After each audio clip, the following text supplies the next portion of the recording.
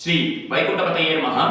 ஹனுமத் பிரபாவம் இந்த தொடரில் நாம் தற்பொழுது இரண்டாவது பாகமாக ஹனுமான் பெற்ற வரங்களை பார்க்க இருக்கிறோம்.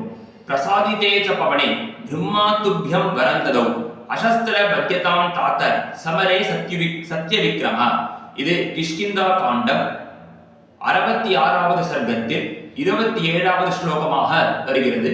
ஜாம்பவான் ஹனுமானிடம் கூறும் விஷயங்கள் எல்லாம் பிரசாதிதேஜ பவனே, முன்பு அனுமார் பிறந்த பொழுது அவர் சூரியனை விழுங்க சென்ற பொழுது அவருக்கு இந்திரன் அடித்து விடுவதால் அவர் பூமியில் மழங்கி விடுகிறார்.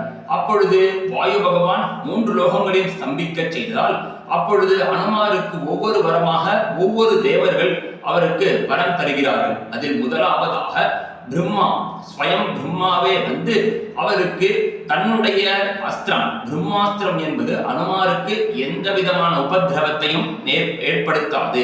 இந்த பிரம்மாஸ்திரம் இந்திரஜித்தால் அடிக்கப்பட்ட பொழுதும் அனுமார் மயங்கி விழுந்தாரே தவிர அவருக்கு எந்த விதமான ஆபத்தும் நேரவில்லை. அதற்கு காரணம் இந்த விஷயம்தான்.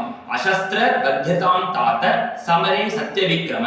இங்கு தாத்தா என்றால் குழந்தை என்பதாக அர்த்தம். அனுமார் குழந்தையாக இருக்கும் பொழுது நடந்த விஷயத்தை கூறுவதனால் அந்த தாத்தா என்ற வார்த்தை வருகிறது.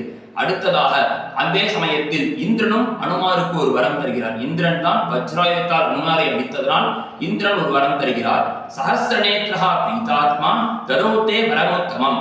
சஹஸ்ரநேத்ரஹா என்றால் இந்திரன், 1000 கண்ணுடையவன் இந்திரன்.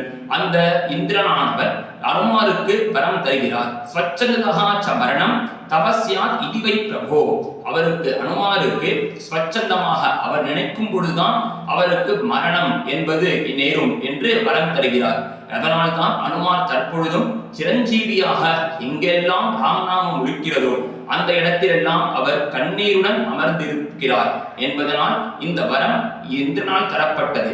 ஆக முதல் பிரம்மாஸ்திரம் ஒன்றும் செய்யாது.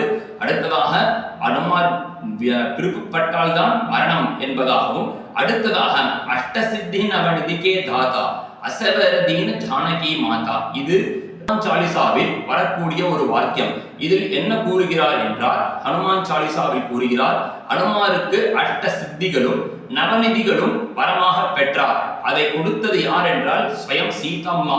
அஸ்வர்தீன் ஜானகி மாதா, ஜானகி தேவி, ஜானகியான சீதம்மா அனுமாருக்கு தந்த வரம் தான் இந்த அஷ்ட சித்திகளும் மீண்டும் நவநிதிகளும் அவருக்கு தந்தார் என்பதாக ஹனுமத் பிரபாவத்தில் 2வது நாள் ஹனுமான் வரத்தை நாம் பார்த்துள்ளோம்.